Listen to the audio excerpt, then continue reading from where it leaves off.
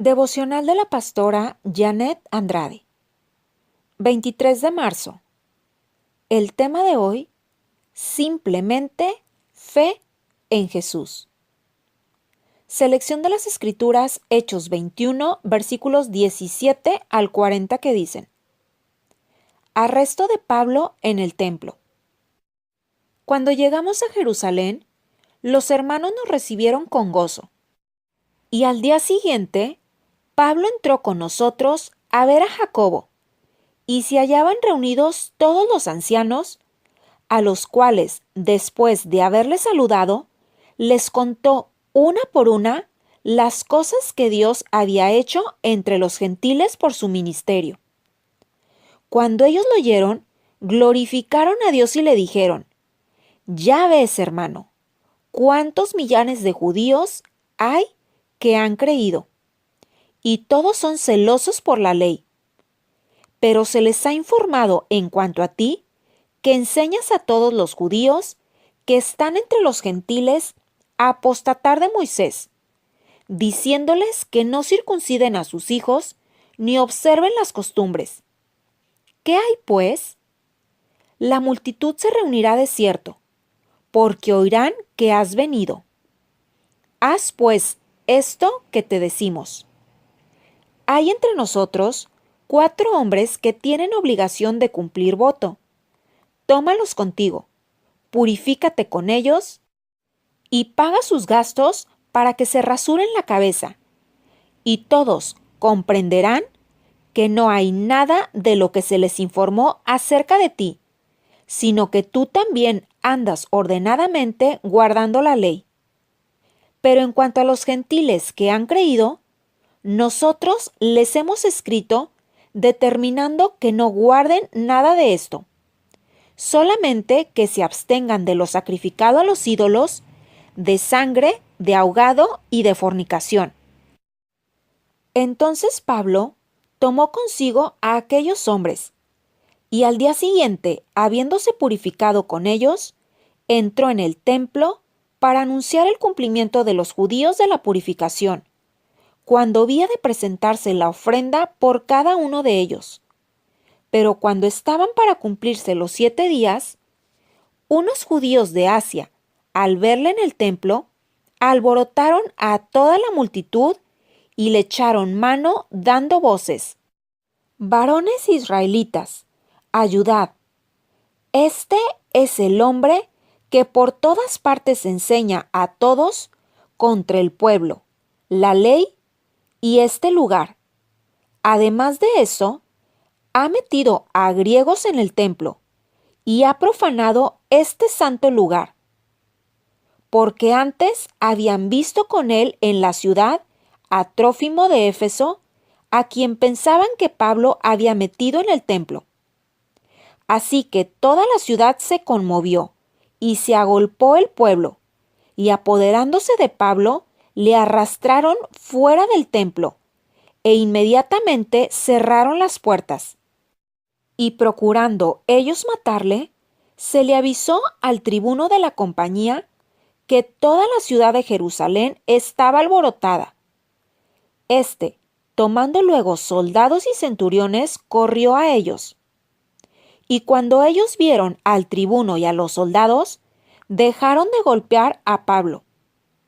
Entonces, llegando el tribuno, le prendió y le mandó atar con 2 cadenas, y preguntó quién era y qué había hecho. Pero entre la multitud, unos gritaban una cosa y otros otra.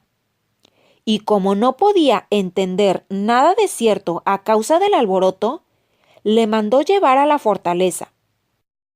Al llegar a las gradas, aconteció que era llevado en peso por los soldados a causa de la violencia de la multitud, porque la muchedumbre del pueblo venía detrás gritando: ¡Muera! Defensa de Pablo ante el pueblo. Cuando comenzaron a meter a Pablo en la fortaleza, dijo al tribuno: ¿Se me permite decirte algo? Y él dijo: ¿Sabes griego? ¿No eres tú aquel egipcio que levantó una sedición antes de estos días y sacó al desierto a los 4,000 sicarios?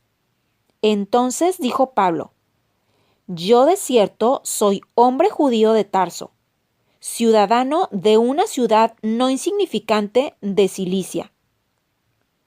Pero te ruego que me permitas hablar al pueblo. Y cuando él se lo permitió, Pablo, estando en pie en las gradas, hizo señal con la mano al pueblo, y hecho gran silencio, habló en lengua hebrea, diciendo: Alimento para meditar, Hechos 21, versículos 20, 23, 24, 26 y 28 al 31, que dicen: Cuando ellos lo oyeron, glorificaron a Dios y le dijeron: Ya ves, hermano, cuántos millares de judíos hay que han creído, y todos son celosos por la ley. Haz, pues, esto que te decimos. Hay entre nosotros 4 hombres que tienen obligación de cumplir voto. Tómalos contigo, purifícate con ellos y paga sus gastos para que se rasuren la cabeza, y todos comprenderán que no hay nada de lo que se les informó acerca de ti, sino que tú también andas ordenadamente guardando la ley.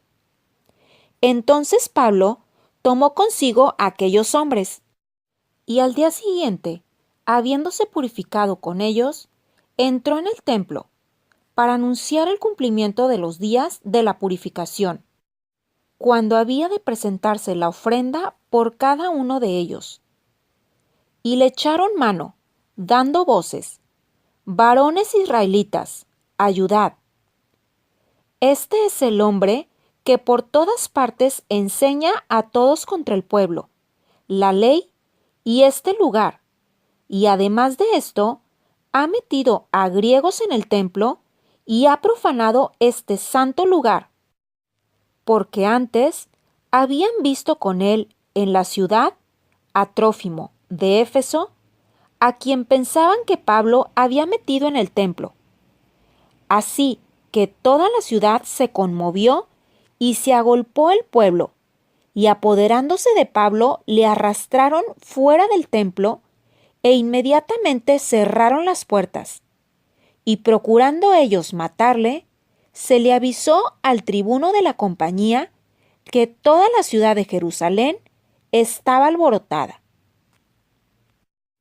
Esto es lo que sucede cuando las personas están obligadas por las leyes religiosas o tratan de mezclar la religión con la fe en Jesucristo, solo para apaciguar a los demás. Nunca produce nada bueno. Pablo debería haber dicho que él y sus compañeros ya estaban purificados por la sangre de Jesús y que no requerían rituales adicionales, pero tratando de mantener la paz y obedecer a los que tienen autoridad, cumplió. Los líderes cristianos estaban preocupados por los creyentes que eran tan celosos de la ley, como si eso fuera algo de lo que estar orgulloso. Los fanáticos de las leyes religiosas son personas controladoras, enojadas y violentas, cuyas características no definen el verdadero cristianismo. Además, ignoran la doctrina de que uno es justo por el sacrificio máximo que Jesús hizo, no por nuestras propias obras.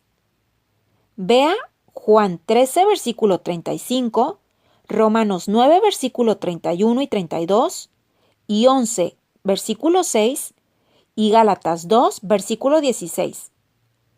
Atender las demandas de los religiosos no tiene sentido. Muchas veces, cuando hay conflicto en la iglesia por las doctrinas, los involucrados han olvidado la verdadera definición del cristianismo, o tal vez nunca la conocieron. Es decir, la fe en Jesucristo como el que cumplió la ley por nosotros, recibiendo su gracia. Eso no requiere obras de nosotros para ser purificados. Es por esto que es vital estar seguros de que entendemos que el verdadero cristianismo no es la fe en el sacrificio de Jesús, más esto, más aquello, más lo otro. Es simplemente la fe en Jesús. Bendiciones.